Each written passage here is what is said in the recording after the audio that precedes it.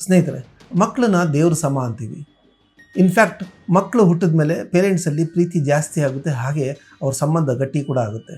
ಅದೇ ಹುಟ್ಟಿದ ಮಗು ರಾಕ್ಷಸನಾದರೆ? ಹೌದು ಸ್ನೇಹಿತರೆ, ಈ ವಿಡಿಯೋದಲ್ಲಿ ಅಂಥದ್ದೇ ಒಂದು ಮಗುವಿನ ಕತೆ ಬಗ್ಗೆ ಮಾತಾಡ್ತಾ ಇದ್ದೀವಿ. ಈತ 8 ವರ್ಷಕ್ಕೆ 3 ಕೊಲೆಗಳನ್ನ ಮಾಡಿದ್ದ. ಒಂದು ಟೈಟಲ್ ಕೂಡ ಹೋಲ್ಡ್ ಮಾಡಿದ. ಅದೇನಂತ ಹೇಳಿದ್ರೆ world's most youngest serial killer ಅಂತ, ಅಂದರೆ ಜಗತ್ತಿನ ಅತ್ಯಂತ ಕಿರಿಯ ಸರಣಿ ಹಂತಕ ಅಂತ.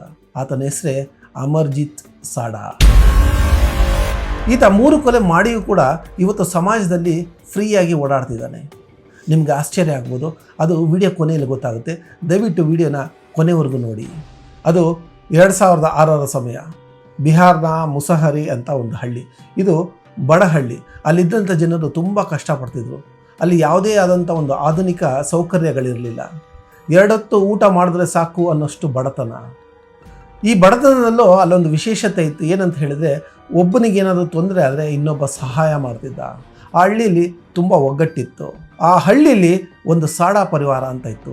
ಈ ಪರಿವಾರ ದೊಡ್ಡ ಪರಿವಾರ. ಚಿಕ್ಕಮ್ಮ, ದೊಡ್ಡಪ್ಪ, ಅತ್ತೆ, ಮಾವ ಅಂತ ಹೀಗೆ ಹಲವಾರು ಮನೆಗಳು ಒಟ್ಟಿಗೆ ಹತ್ತತ್ರದಲ್ಲೇ ಇದ್ವು. ಯಾವುದೇ ಹಬ್ಬ ಹರಿದಿನಗಳಾದರೂ ಇವರು ನೆಂಟರೆಲ್ಲ ಸೇರಿಕೊಂಡು ಸಂತೋಷದಿಂದ ಸಂಭ್ರಮದಿಂದ ಆಚರಣೆ ಮಾಡ್ತಿದ್ರು.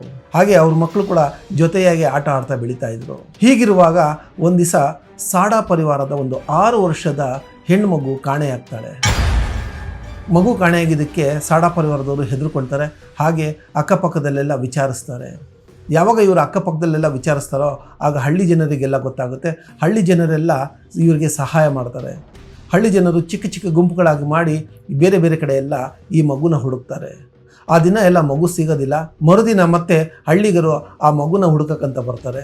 ಆವಾಗ ಸಾಡಾ ಪರಿವಾರದ ಮುಖ್ಯಸ್ಥನಾದ ಒಬ್ಬ ಈ ಹಳ್ಳಿ ಜನರಿಗೆ ಹೇಳ್ತಾನೆ, ನೀವು ನಮ್ಮ ಮಗುನ ಹುಡುಕೋದು ಬೇಡ, ನಾವೇ ಹುಡುಕೊಂತೀವಂತ. ಇದನ್ನು ಕೇಳಿದ ಹಳ್ಳಿ ಜನರಿಗೆ ಆಶ್ಚರ್ಯ ಆಗುತ್ತೆ. ಆದರೆ ಸಾಡಾ ಪರಿವಾರದ ಮಹಿಳೆಯರು ತುಂಬ ಹೆದರ್ಕೊಂಡಿದ್ದಾರೆ ಅಂಥೇಳಿ ಅವರೆಲ್ಲ ಸುಮ್ಮನಾಗ್ತಾರೆ. ನಂತರ ಸಾಡಾ ಪರಿವಾರದವರು 1-2 ದಿನ ಆ ಮಗುನ ಹುಡುಕಿ ಸುಮ್ಮನಾಗ್ತಾರೆ. ಹಳ್ಳಿಗರು ಆ ಮಗು ಬಗ್ಗೆ ವಿಚಾರಿಸೋದು ಕೂಡ ಕಡಿಮೆ ಮಾಡ್ತಾರೆ. ಹೀಗೆ ಇನ್ನೊಂದಷ್ಟು ದಿನಗಳು ಕಳೀತದೆ. ಹೀಗಿರುವಾಗ ಸಾಡಾ ಪರಿವಾರದಲ್ಲಿ ಇನ್ನೊಂದು ಹೆಣ್ಣು ಮಗುವಿನ ಜನ್ಮ ಆಗುತ್ತೆ. ಆಗ ಸಾಡಾ ಪರಿವಾರದವರು ದೇವರು ಒಂದು ಮಗುನ ಕಿತ್ಕೊಂಡ್ರು, ಇನ್ನೊಂದು ಮಗುನ ಕೊಟ್ಟ ಅಂಥೇಳಿ ಸಂಭ್ರಮ ಆಚರಣೆ ಮಾಡ್ತಾರೆ. ಆಗ ಹಳ್ಳಿಗರು ಸಹ ಈ ಮನೆಗೆ ಬಂದು ಒಂದಷ್ಟು ಉಡುಗೊರೆಗಳನ್ನ ಕೊಟ್ಟು ಹೋಗ್ತಾರೆ. ಹೀಗೆ ಸಂತೋಷದಲ್ಲಿ ಮತ್ತೆ ಸಾಡಾ ಪರಿವಾರ ಇರ್ತದೆ. ಆ ಹುಟ್ಟಿದಂಥ ಮಗುಗೆ 3 ತಿಂಗಳು ಕಳೆಯುತ್ತೆ. ಆ 3 ತಿಂಗಳು ಕಳೆದ ಮಗು ಒಂದು ದಿನ ಕಾಣೆಯಾಗುತ್ತೆ. ಆ ಮಗು ಯಾವಾಗ ಕಾಣೆ ಆಗುತ್ತೋ ಆವಾಗ ಮತ್ತೆ ಸಾಡಾ ಪರಿವಾರದ ಮುಖ್ಯಸ್ಥ ಬಂದು ಎಲ್ಲ ಪರಿವಾರದವ್ರನ್ನೂ ಕರೀತಾನೆ. ಈ ವಿಚಾರ ಯಾವುದೇ ಹಳ್ಳಿಗನಿಗೂ ಗೊತ್ತಾಗಬಾರ್ದು ಅಂಥೇಳಿ ಅವನು ಹೇಳ್ತಾನೆ. ಆಗ ಸಾಡಾ ಪರಿವಾರದವರೆಲ್ಲ ಸುಮ್ಮನಾಗ್ತಾರೆ. ಯಾರೂ ಈ ವಿಷಯವನ್ನು ಹಳ್ಳಿಗರೊಂದಿಗೆ ಮಾತಾಡೋದಿಲ್ಲ. ಹಳ್ಳಿಗರಿಗೆ ಅನುಮಾನ ಬರ್ತದೆ, ಯಾಕಂದರೆ ಆ ಮಗುವಿನ ಅಳುವಿನ ಶಬ್ದ ಬರ್ತಾ ಇರೋದಿಲ್ಲ. ಆದರೆ ಹಳ್ಳಿಗರು ಯಾರೂ ಕೇಳಕ್ಕೆ ಹೋಗೋದಿಲ್ಲ. ಯಾಕಂತ ಹೇಳಿದ್ರೆ ಸಾಡಾ ಪರಿವಾರದವರು ಬೇಜಾರು ಮಾಡ್ಕೊತಾರೆ ಅಂತ ಹೇಳಿ ಸುಮ್ಮನಾಗ್ಬಿಡ್ತಾರೆ. ಇನ್ನೊಂದಷ್ಟು ದಿನಗಳು ಕಳೀತದೆ. ಸಾಡಾ ಪರಿವಾರದವರು ತಮ್ಮ ಪರಿವಾರದಲ್ಲಿ 2 ಮಕ್ಕಳು ಕಾಣೆಯಾಗಿದ್ದಾರೆ ಅನ್ನೋ ವಿಚಾರನೇ ಮರೆತು ಹೋಗ್ಬಿಡ್ತಾರೆ. ಅವರು ಕಷ್ಟಪಟ್ಟು ಜೀವನ ಮಾಡ್ತಾ ಇರ್ತಾರೆ. ಹೀಗಿರುವಾಗ 2007ರಲ್ಲಿ ಆ ಹಳ್ಳಿಲಿ ಇನ್ನೊಂದು 3 ವರ್ಷದ ಮಗು ಕಾಣೆಯಾಗುತ್ತೆ. ಈಗ ಆ ಮಗು ಸಾಡಾ ಪರಿವಾರದ ಮಗು ಆಗಿರಲಿಲ್ಲ. ಆ ಮಗುವಿನ ನಿಜವಾದ ಹೆಸರು ಗೊತ್ತಿಲ್ಲ. ಕೆಲವು ನ್ಯೂಸ್ ಪೇಪರ್ ಆರ್ಟಿಕಲ್ ಪ್ರಕಾರ ಆ ಮಗುವಿನ ಹೆಸರು ಖುಷಿ ಅಂತ. ಆಕೆಯ ತಾಯಿ ದೇವಿ ಮನೆಯೊಂದರಲ್ಲಿ ಕೆಲಸ ಮಾಡ್ತಿರ್ತಾಳೆ. ಬೆಳಿಗ್ಗೆ ಆ ಮಗುನ ಶಾಲೆಗೆ ಅವಳೇ ಕರ್ಕೊಂಡೋಗಿ ಬಿಡ್ತಿರ್ತಾಳೆ. ಕೆಲಸ ಮುಗಿಸಿ ಬರುವಾಗ ಮತ್ತೆ ಆ ಮಗುನ ಮನೆಗೆ ಕರ್ಕೊಂಡ್ಬರ್ತಿರ್ತಾಳೆ. 2007ರ ಆ ದಿನ ದೇವಿ ಶಾಲೆ ಹತ್ರ ಬಂದಾಗ ಆಕೆಯ ಮಗು ಕಾಣಿಸೋದಿಲ್ಲ. ಬಹುಶಃ ನನ್ನ ಗಂಡ ಕರ್ಕೊಂಡೋಗಿರ್ಬೋದು ಅಂಥೇಳಿ ಆಕೆ ಮನೆಗೆ ಬಂದು ನೋಡ್ತಾಳೆ. ಮನೆಯಲ್ಲೂ ಆ ಮಗು ಇರಲ್ಲ. ಆಕೆ ಗಾಬರಿಯಾಗಿ ಕೂಗಾಡ್ತಾ ತನ್ನ ಮಗುನ ಹುಡುಕಕ್ಕೆ ಪ್ರಯತ್ನಿಸ್ತಾಳೆ. ಆಗ ಹಳ್ಳಿಗರು ಸಹ ಆಕೆಯೊಂದಿಗೆ ಆ ಮಗುನ ಹುಡುಕಕ್ಕೆ ಪ್ರಯತ್ನ ಪಡ್ತಾರೆ. ಈ ವಿಚಾರ ಅಕ್ಕಪಕ್ಕದ ಹಳ್ಳಿಗೂ ಗೊತ್ತಾಗುತ್ತೆ. ಅಕ್ಕಪಕ್ಕದ ಹಳ್ಳಿಯಿಂದನೂ ಕೂಡ ಜನ ಬಂದು ಆ ಮಗು ಹುಡುಕಕ್ಕೆ ಪ್ರಯತ್ನ ಪಡ್ತಾರೆ. ಆ ದಿನ ಎಲ್ಲ ಆ ಮಗು ಸಿಗದೇ ಇಲ್ಲ. ಮರುದಿನ ಖುಷಿಯ ತಂದೆ ತಾಯಿ ಪೊಲೀಸ್ ಸ್ಟೇಷನ್ಗೆ ಹೋಗಿ ಮಿಸ್ಸಿಂಗ್ ಪರ್ಸನ್ ಕಂಪ್ಲೇಂಟ್ ಕೊಡ್ತಾರೆ. ಇದು ಮಗುವಿನ ವಿಚಾರ ಆಗಿರೋದ್ರಿಂದ ಪೊಲೀಸರು ಬೇಗ ಆ್ಯಕ್ಷನ್ಗೆ ಬರ್ತಾರೆ. ಅವರು ಖುಷಿ ಮನೆ ಹತ್ರ ಬಂದು ಖುಷಿನ ಹುಡುಕಕ್ಕಂತ ಪ್ರಯತ್ನ ಪಡ್ತಾರೆ. ಖುಷಿನ ಹುಡುಕ್ಬೇಕಾದ್ರೆ ಅವ್ರಿಗೊಂದು ವಿಚಾರ ಗೊತ್ತಾಗುತ್ತೆ.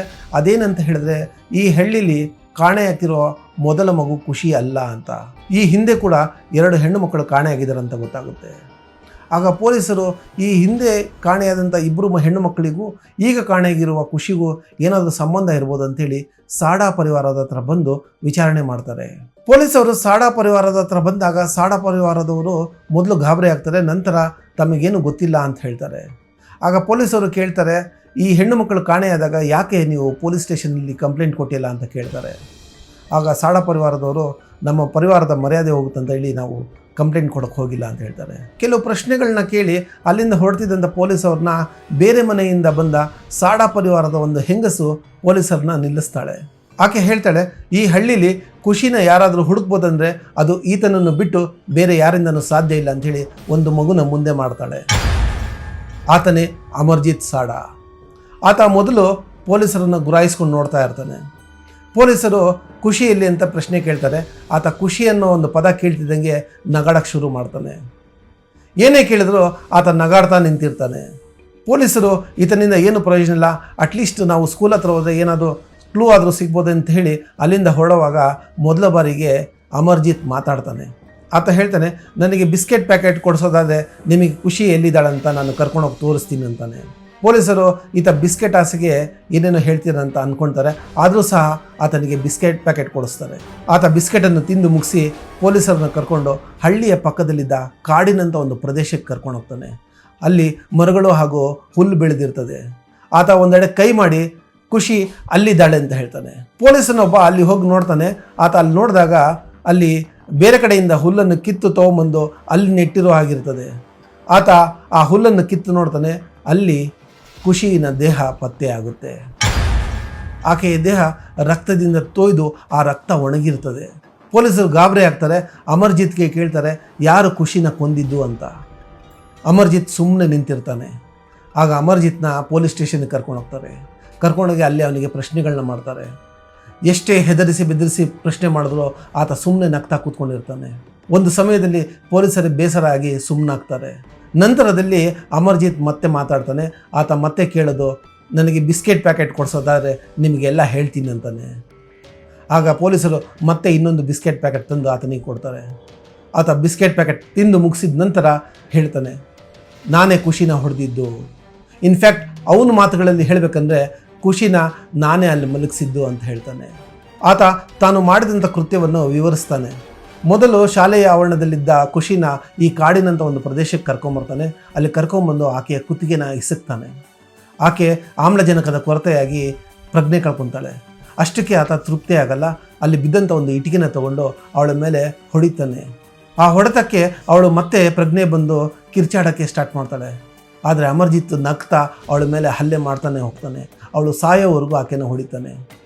ನಂತರ ಆಕೆನ ಅಲ್ಲಿ ಬಿಟ್ಟು ಅವಳ ಮೇಲೆ ಒಂದಷ್ಟು ಹುಲ್ಲುಗಳನ್ನ ಹಾಕಿ ಅಲ್ಲಿಂದ ಹೊರಡಿರ್ತಾನೆ. 8 ವರ್ಷದ ಮಗು ತಾನು ಮಾಡಿದಂಥ ಕ್ರೈಮ್ನ ಕನ್ಫೆಸ್ ಮಾಡ್ತಾ ಇದ್ದ. ಪೊಲೀಸರ ಮುಂದಿನ ಪ್ರಶ್ನೆ, ಈ ಹಿಂದೆ ಕಾಣೆಯಾದ ಇಬ್ಬರು ಹೆಣ್ಣು ಮಕ್ಕಳನ್ನ ನೀನೇ ಕೊಂದಿದ್ದು ಅಂತ ಕೇಳಿದಾಗ ಆತ ಹೇಳ್ತಾನೆ, ಹೌದು, ಅವರಿಬ್ಬರನ್ನು ನಾನೇ ಮಲಗಿಸಿದ್ದು ಅಂತ ಹೇಳ್ತಾನೆ. ಅವರಿಬ್ಬರು ಅವನಿಗೆ ತಂಗಿಯರಾಗಬೇಕಾಗಿರುತ್ತದೆ. ಅವರನ್ನು ಕೂಡ ಅಮರ್ಜಿತ್ ಸಾಡಾ ಕೊಂದಿದ್ದ. ಈಗ ಪೊಲೀಸರು ಅವನ ತಂದೆ ತಾಯಿಯನ್ನು ಕರೆಸ್ತಾರೆ. ಅವರ ತಂದೆ ತಾಯಿಯರು ತಮ್ಮ ತಪ್ಪನ್ನು ಒಪ್ಕೊಳ್ತಾರೆ. ಮೊದಲ ಮಗು ಕಾಣೆಯಾಗಿದ್ದಾಗಲೇ ಆತನಿಗೆ ರಾತ್ರಿನೇ ಗೊತ್ತಾಗಿರ್ತದೆ ಅಮರ್ಜಿತ್ ಆಕೆಯನ್ನು ಕೊಂದಿದ್ದಾನಂತ. ಆತನೇ ಈ ಪರಿವಾರದ ಮುಖ್ಯಸ್ಥನಾಗಿರ್ತಾನೆ. ಆದ್ದರಿಂದಲೇ ಮರುದಿನ ಹಳ್ಳಿಗರಿಗೆ ಆತ ತಮ್ಮ ಮಗುನ ಹುಡುಕೋದು ಬೇಡ ಅಂತ ಹೇಳಿರ್ತಾನೆ. ತನ್ನ ಮಗ ಇನ್ನೊಂದು ಮಗುನ ಕೊಂದಿದ್ದಾನಂತ ಹೇಳಿದರೆ ಆತನ ಭವಿಷ್ಯ ಹಾಳಾಗುತ್ತಂಥೇಳಿ ಈ ವಿಚಾರವನ್ನು ಮುಚ್ಚಿಟ್ಟಿರ್ತಾನೆ. ನಂತರದಲ್ಲಿ 2ನೇ ಮಗು ಕಾಣೆಯಾಗಿದ್ದಾಗಲೂ ಕೂಡ ಆತ ತನ್ನ ಪರಿವಾರದವ್ರನ್ನ ಕರೆದು ಈ ವಿಚಾರ ಹಳ್ಳಿಗರಿಗೆ ಗೊತ್ತಾಗೋದು ಬೇಡ ಅಂತ ಹೇಳಿರ್ತಾನೆ. ಆ ನಂತರ ತನ್ನ ಮಗನಿಂದ ಅವನೇ ಹೆದರಿರ್ತಾನೆ. ಕೆಲವು ದಿನಗಳು ಅಮರ್ಜಿತ್ನ ಆತ ಮನೆಯಿಂದ ಹೊರಗೆ ಬರದಂಗೆ ನೋಡ್ಕೊಂಡಿರ್ತಾನೆ. ಆದರೆ ಅವನ ತಾಯಿ ಅಮರ್ಜಿತ್ನ ಗುಣಗಳಿಂದ ಆತನನ್ನು ದ್ವೇಷಿಸ್ತಾ ಇರ್ತಾಳೆ. ಯಾವಾಗ 3ನೇ ಮಗು ಕಾಣೆಯಾಗಿದೆ ಅಂತ ಗೊತ್ತಾಗುತ್ತೋ ಆಕೆ ಆತನನ್ನು ಪೊಲೀಸರ ಮುಂದೆ ತಂದು ನಿಲ್ಲಿಸಿರ್ತಾಳೆ. ಅಮರ್ಜಿತ್ನ ತಂದೆ ತಾಯಿಯರು ತಮ್ಮ ತಪ್ಪನ್ನು ಒಪ್ಕೊಳ್ತಾರೆ. ಅಮರ್ಜಿತ್ಗೆ 8 ವರ್ಷ ಆಗಿರ್ತದೆ. ಆತನನ್ನು ಅರೆಸ್ಟ್ ಮಾಡಿ ಜೈಲಲ್ಲಿ ಇಡೋಕ್ಕಾಗಲ್ಲ. ಆದ್ದರಿಂದ ಆತನನ್ನು ಸ್ಪೆಷಲ್ ಅರೆಸ್ಟ್ ಮಾಡಿ ಚಿಲ್ಡ್ರನ್ ಹೋಮ್ಗೆ ಕಳಿಸ್ಕೊಡ್ತಾರೆ. ಅಲ್ಲಿ ಆತನನ್ನು ಸೈಕ್ಯಾಟ್ರಿಸ್ಟ್ಗೆ ತೋರಿಸ್ತಾರೆ. ಹಾಗೆ ಕೆಲವು ಹ್ಯೂಮನ್ ಬಿಹೇವಿಯರ್ ರಿಸರ್ಚ್ ಟೀಮ್ ಕೂಡ ಆತನನ್ನು ಭೇಟಿ ಮಾಡ್ತದೆ. ಸ್ನೇಹಿತರೆ, ನಾವು ಯಾವ ಪರಿಸರದಲ್ಲಿ ಬೆಳಿತೀವೋ ಅಲ್ಲಿನ ಗುಣಗಳು ನಮಗೆ ಬರ್ತಾವಂತ ಹೇಳ್ತಾರೆ. ಆದರೆ ಇಲ್ಲಿ ಸಾಡಾ ಪರಿವಾರದಲ್ಲಿ ಯಾವುದೇ ರೀತಿಯಾದಂಥ ಕ್ರಿಮಿನಲ್ ರೆಕಾರ್ಡ್ಸ್ ಆಗಲಿ ಕ್ರಿಮಿನಲ್ ಹಿಸ್ಟ್ರಿ ಆಗಲಿ ಇರಲಿಲ್ಲ. ಆತ ಕ್ರೈಮ್ ನೋಡಿ ಇನ್ಫ್ಲುಯೆನ್ಸ್ ಆಗಿರ್ಬೋದು ಅಂತ ಅಂದ್ಕೊಂಡ್ರೂ ಕೂಡ ಆತನ ಮನೆಯಲ್ಲಿ ಟಿ ವಿ ಇರಲಿಲ್ಲ. ಆ ಪರಿವಾರದವರಿಗೆ ಟಿ ವಿ ಬಗ್ಗೆನೇ ಗೊತ್ತಿರಲಿಲ್ಲ. ಆತ ಒಂದು ಮಗುನ ಕೊಲ್ಲಬೇಕಾದ್ರೆ ಆ ಮಗುವಿನ ಜೀವವನ್ನು ತೆಗಿತಾ ಇದ್ದೀನಿ ಅನ್ನೋ ಒಂದು ಜ್ಞಾನ ಆಗಲಿ, ಅದರ ಪರಿಣಾಮ ಏನಾಗುತ್ತೆ ಅನ್ನೋದರ ಅರಿವಾಗಲಿ ಆತನಿಗಿರಲಿಲ್ಲ. ಹಾಗಾದರೆ ಇಷ್ಟು ಚಿಕ್ಕ ವಯಸ್ಸಿನಲ್ಲಿ ಈ ವಿಕೃತವಾದ ಒಂದು ಗುಣ ಆ ಅಮರ್ಜಿತ್ನಲ್ಲಿ ಹೇಗೆ ಬಂತು ಅನ್ನೋದು ಪ್ರಶ್ನೆಯಾಗಿ ಉಳಿದೋಗುತ್ತೆ. 2016ರಲ್ಲಿ ಅಮರ್ಜಿತ್ಗೆ 18 ವರ್ಷ ತುಂಬುತ್ತೆ. ಆತ 10 ವರ್ಷ ಚಿಲ್ಡ್ರನ್ ಹೋಮಲ್ಲಿ ಕಳೆದಿರ್ತಾನೆ. ಈಗ ಆತನ ಮಾನಸಿಕ ಸ್ಥಿತಿ ಬದಲಾವಣೆಯಾಗಿದೆ ಅಂತ ಕೋರ್ಟ್ ನಂಬಿ ಆತನನ್ನು ಹೊಸ ಹೆಸರು ಹಾಗೆ ಹೊಸ ಐಡೆಂಟಿಟಿ ಎಡನೆ ಆತನನ್ನು ಬೇರೆ ಊರಿಗೆ ಕಳಿಸ್ಕೊಡ್ತದೆ. ಆತ ಯಾವ ಊರಲ್ಲಿದ್ದಾನೆ, ಆತ ಹೇಗೆ ಕಾಣಿಸ್ತಾನೆ ಅನ್ನೋದು ಯಾರಿಗೂ ಕೂಡ ಗೊತ್ತಿಲ್ಲ. ಆತ ಹಳೆಯ ಹೆಸರಲ್ಲಿ ಮತ್ತೆ ಅದೇ ಊರಿಗೆ ಬಂದರೆ ಜನರು ಗಾಬರಿ ಆಗ್ತಾರೆ, ಹಾಗೆ ಆತನ ಮೇಲೆ ಹಲ್ಲೆ ಆಗುವ ಆತಂಕ ಕೂಡ ಇರುತ್ತಂಥೇಳಿ ಕೋರ್ಟು ಈ ನಿರ್ಧಾರ ತಗೊಂಡಿರ್ತದೆ. ಈಗಲೂ ಆತ ಸಮಾಜದ ಯಾವುದೋ ಒಂದು ಊರಲ್ಲಿ ಫ್ರೀಯಾಗಿ ಓಡಾಡ್ತಾ ಇದ್ದಾನೆ. ಇದು ಜಗತ್ತಿನ ಅತ್ಯಂತ ಕಿರಿಯ ಸರಣಿ ಹಂತಕ ಅಮರ್ಜಿತ್ ಸಾಡಾನ ಕತೆ. ಸ್ನೇಹಿತರೆ, ಈ ವಿಡಿಯೋ ಇಷ್ಟ ಆದಲ್ಲಿ ಲೈಕ್ ಮಾಡಿ, ಹಾಗೆ ಚಾನಲ್ನ ಸಬ್ಸ್ಕ್ರೈಬ್ ಮಾಡಿ. ಧನ್ಯವಾದಗಳು.